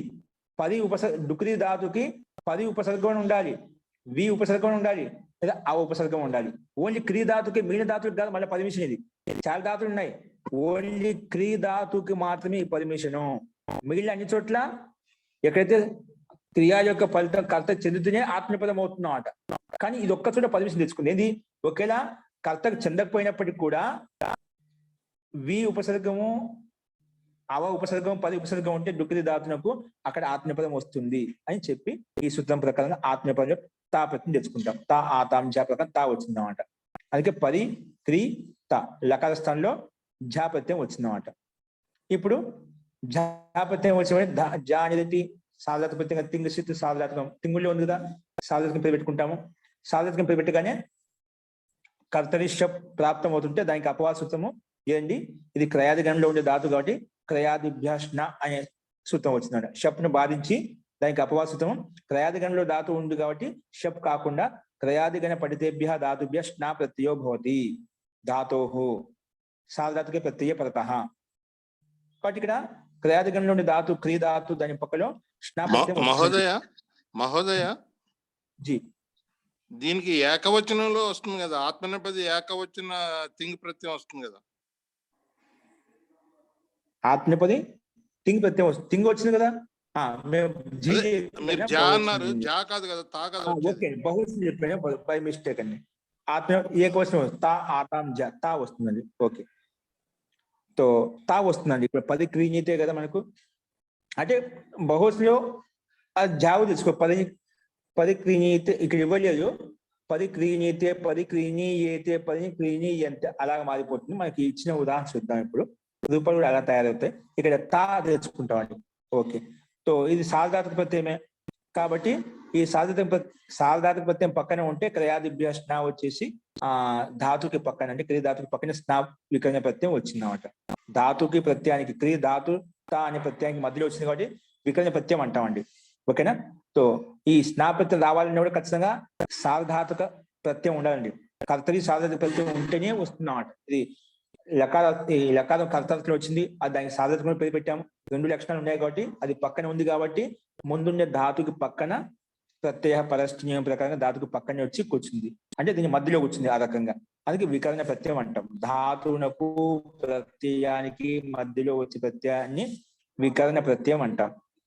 ఓకే, అస్తు. సో అందుకే ఇక్కడ మధ్యలో వచ్చింది 10 క్రీ స్నా త. ఇప్పుడు ఈ స్థితిలో ఈ హల్యఘోహు అనే సూత్రం వచ్చింది. ముఖ్యమైన సూత్రం ఇక్కడ ఈ సందర్భంలో చూడండి, స్లైడ్ మీద కనిపిస్తుంది. ఇది వచ్చేసిందంటే ఈ హల్యఘోహు, ఈ హల్య గో వచ్చి ఏమంటుందంటే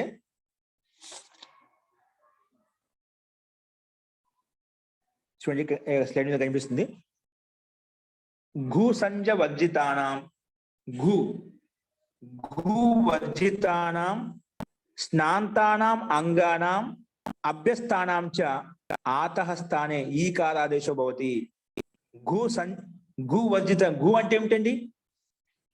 ఘూ అని తెలుసు ఎవరికన్నా గుర్తుందా? చెప్పుకోవచ్చా మనం మొట్టమొదటి అభ్యాసం. తరప్తమపో గహ ఆచార్జీ, తరప్తమపో గహ అది కూడా ఘూ సంజయ్ పెడతాం కదా ఆచార్జీ. ఘా సంజయ్ అది.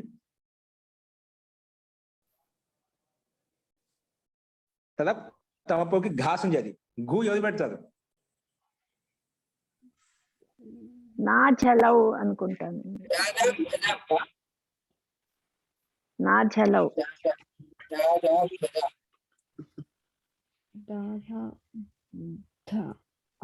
దాధా గదాప్ సంజయ్ పెడుతుంది.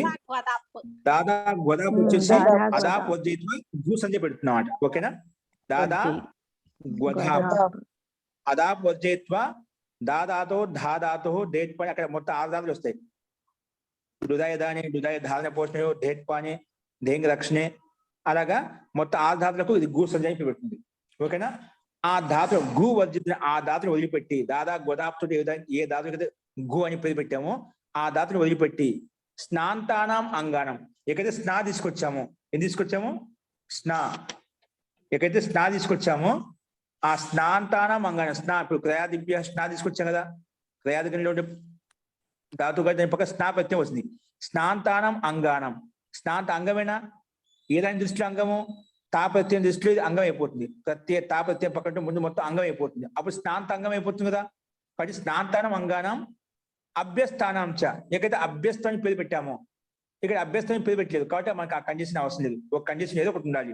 సో స్నాంత అంగం ఉంది కాబట్టి ఆ స్నాంతరం అంగానం ఆకార స్థానే ఆతహ అంటే ఆకార స్థానంలో ఆతహ స్థానే ఈకారాదేశం ఒకటి ఈకారం వస్తుందంట. ఆకార స్థానంలో ఈకారం వస్తుంది. ఇప్పుడు స్నాలో ఆ ఉంది కదా ఆ ఆకార స్థానంలో ఈకారం వస్తుంది. అంటే దీర్ఘ ఆకారం చేసి తీసివేసి దీర్ఘ ఈకారం వస్తుంది. కానీ ఎప్పుడు? హలాదు కింగితి సార్వధాతుకే పరత హలాది అటువంటి సార్వధాతుకము ఆ సార్వధాతుకానికి ఆదిలో హల్ వర్ణం ఆదిలో ఉండాలంట. అది హల్ వర్ణం ఆదిలో ఉండడం కాదు ఆ హలాది వర్ణము అందులో గిత్తు ప్రత్యేకంగా ఇత్తి చేసి ఉండాలంట. కకారం ఎత్తే ఉండాలి లేదా గకారం ఎత్తి చేసి ఉండాలి. ఈ 3 కండిషన్ ఉండాలి. అది మొట్టమొదటిగా సార్వధాతుకమే ఉండాలి. ప్లస్ ఆ సార్వధాతుక ప్రత్యయంలో హల్ వర్ణం ఆదిలో ఉండాలి. ఆ ప్రత్యయం అనేది ఇంకా అది గిత్తుతో యుక్తమే ఉండాలి. కకారంగా గక ఎత్తి చేసి ఉండాలి. అప్పుడు ఈ సూత్రము ఆకార స్థానంలో ఈకారం చేస్తుంది. హల్య గోహు ఘూ సంజక ధాతును వదిలిపెట్టి మిగిలిన అన్ని ధాతుల్లో ఈ సూత్రం వచ్చి దీర్ఘ ఆకార స్థానంలో ఏది? స్నాంతాంగానం అభ్యస్థానంగానం చ. ఇక స్నాంత అంగం ఉంది కాబట్టి స్నాలో ఉండే ఆకార స్థానంలో దీర్ఘ ఈకారం వస్తుంది. పక్కనే ఉండాలి సార్వధాతుకము హల్వర్ణం ఆదిలో ప్లస్ కిత్ అయి ఉండాలి. ఇక్కడ మనకుందా ఏంటి? మన లక్షణం ఏంటి? ఇప్పుడు తా సార్వధాతుకమే ఎందుకంటే తింగి ప్రత్యయం కాబట్టి. ప్లస్ అది హలాది అయి ఉండాలి. తా అనేది హల్వర్ణమే కదా. హల్లే కదా హల్వర్ణం ఉంది. ఓకేనా? ప్లస్ అది కిత్ అయి ఉండాలి. ఇది కిత్ కూడా ఉంది. అది కిత్ ఉంది. సార్వధాతుకం కకారం ఎక్కడైతే చేసామండి అందులో లేదు కదా. సార్వధాతుకం అపిత్ నిత్వత్ భవతి. కకారం ఎత్తి చేయలేదు గకా ఎత్తి చేయలేదు కానీ సార్వధాతుకం అపిత్ సార్వధాతుకం అటువంటి సార్వధాతుకంలో ఒక పిత్ సార్వధాతుకం కాకపోతున్నా అపిత్ సార్వధాతుకం గిత్తువత్ భవతి అని నియమం ప్రకారం గిత్తువత్ అయిపోయిందన్నమాట. ఇప్పుడు అది సార్వధాతుకం ఉంది. ఆ సార్వధాతుకంలో ఆది వర్ణం హల్లు కూడా ఉంది. అది గిత్తు కూడా 3 కండిషన్లు ఉన్నాయి కాబట్టి అది పక్కన ఉంటే స్నాలో ముందుండే స్నాంతంగం స్నాలు ఉండే ఆకార స్థలం ఈ కాలం వచ్చేస్తుంది. ఓకేనా? అంతకన్నా ముందు ఉంది మనకు వి పరిశిష్టంలోకి వచ్చేసేయండి. వి ఏంటండి? పరి క్రీ స్నా స్థానంలో ఈ వచ్చిందన్నమాట. ఏంటండి? ఇక స్నాకి లసక్వ తదితే ప్రకారం ఇత్సని పెట్టేద్దాం. ప్రశ్న వచ్చి వెంటనే లసక్వ తదితే ప్రకారంగా లసక తృతీయ ప్రకారం ఏమవుతుంది? షకారం షకారం మొత్తం నా మిగులుతుంది. ఆ నాలో ఉండే ఆకారానికి ఏం చేసాము? ఈ చేసాం. నాలో ఉండే ఆకారానికి ఈ చేసాం. ఓకేనా? అందుకే క్రీ పరి క్రీ నీ త పరి క్రీ నీ త వచ్చేసిందా మనకు?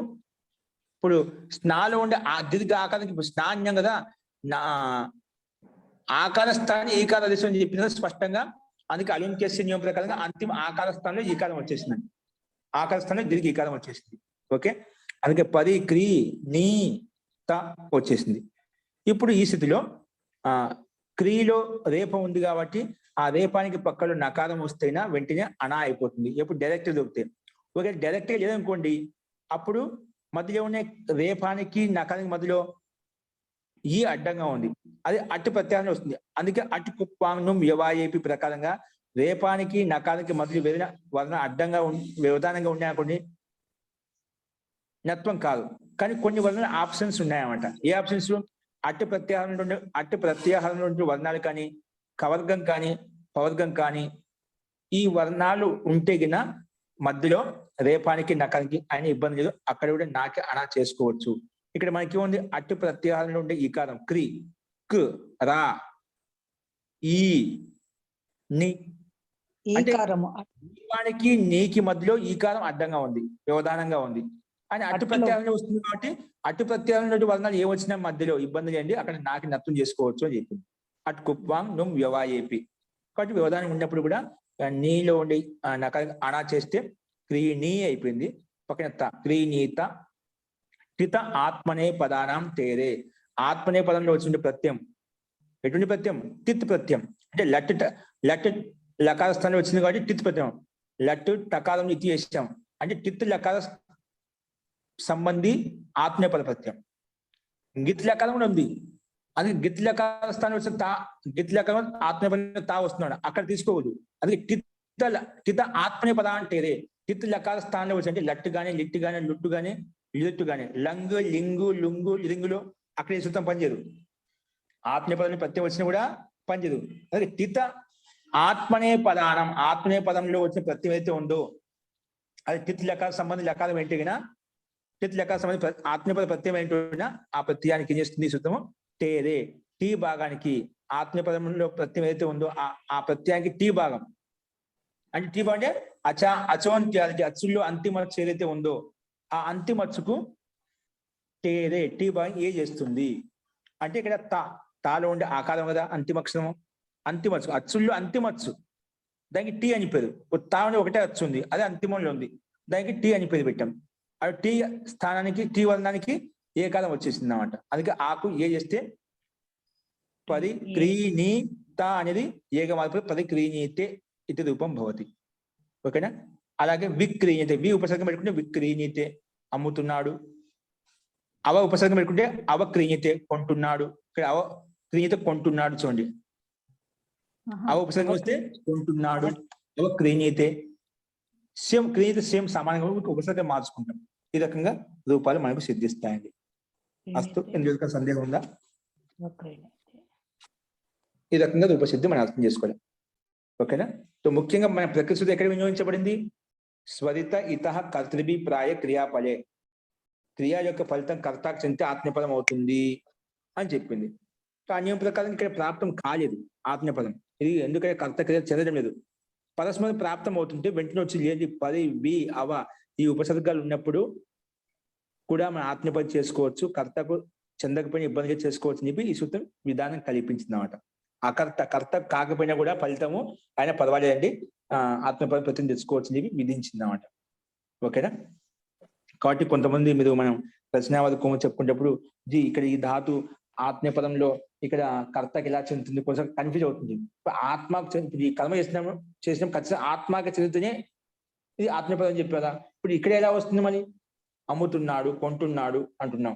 అమ్ముతున్నా అంటే ఇక్కడ కర్తకు రాలి, అమ్ముతున్నా అంటే తన దాని లాభం కోసం సూక్ష్మంగా వెళ్తున్నా లాభం కోసం కొంటున్నాడు, లాభం కోసం అమ్ముతున్నాడు, ఏదో ఒకటి ఉంటుందన్నమాట. అది కర్తకి చెందాలని అవసరం లేదన్నమాట. ఆయన కర్తవ్య కర్మ చేస్తున్నాడు, కర్తకు లాభం నష్టం కాదు. ఒక పని వాడు పని చేస్తున్నాడు, ఆ లాభం ఆయనకి పోయినా పోకపోయినా అమ్మినా అమ్మకపోయినా ఏది ఉంటే అట్లాగే ఉంటుంది. దాని మీద ఫలాకాంక్ష చేయదన్నమాట. అమ్మినా అమ్మకపోయినా దాని ఫలాకాంక్ష లేదు. ఒక నౌకరికి ఏముంటుందండి, సేవ చేసేవాడికి దాని కర్తవ్యత వాళ్ళకి బాధ ఉంటుంది. అమ్మినా అమ్మకపోయినా ఇబ్బందికరంగా ఉంటుంది, సామాన్య వ్యక్తికి ఇబ్బంది కదా. కానీ కొన్ని దాదులు అలా ఉంటాయి, కర్తకు క్రియ యొక్క ఫలితం కర్తకు చెందపోయినప్పుడు కూడా ఆత్మీయపదంలో వస్తాయి అని చెప్పి మనకి ఒకసారి మొట్టమొదటి ఉదాహరణ ఇక్కడ వచ్చింది. కాబట్టి అటువంటి సందర్భంలో కూడా మనం ఆత్మీయపదం చేసుకోవచ్చు అని విధి విధానం చెప్పడం కోసం ఈ సూత్రం. లేకపోతే సామాన్యంగా ఆ సిద్ధాంతం ప్రకారంగా ఎప్పుడు వచ్చిన మామూలు సిద్ధాంతం, సామాన్య సిద్ధాంతం ఏంటంటే ఆత్మీయపదం అంటున్నామంటే ఆత్మకు చెందుతూనే కర్త చేసిన కర్మ యొక్క ఫలితము ఆ ఆత్మకు చెందుతూనే, ఆ కర్త చెందుతూనే ఖచ్చితంగా ఆత్మీయపదం వస్తుంది. ఇది అటల్ సిద్ధాంతం. ఎక్కడెక్కడ కాదు, ఎక్కడెక్కడ మనం వికల్పం వస్తుంది అనేది ఇవి మనకు విశిష్ట సందర్భాలు, విశిష్ట నియమాలు మనకి సూత్రాలుగా మధ్య వస్తూ ఉంటామండి. ఈ రకంగా మనం అర్థం చేసుకోవాలి. అస్తు, ఇందులో ఏదైనా సందేహం చెప్పండి, లేదంటే మనం రేపు చూద్దామండి.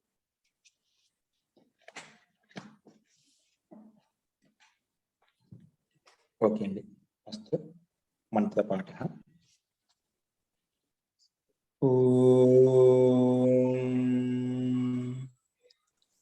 సర్వే భవంతు సుఖినః, సర్వే సంతు నిరామయాః, సర్వే భద్రాణి పశ్యంతు, మా కశ్చిత్ దుఃఖభాగ్ భవేత్. ఓం శాంతి శాంతి శాంతిః. సర్వేభ్యో నమః. అందరికీ నమస్కారం అండి. నమస్కారం అండి, అందరికీ నమస్కారం.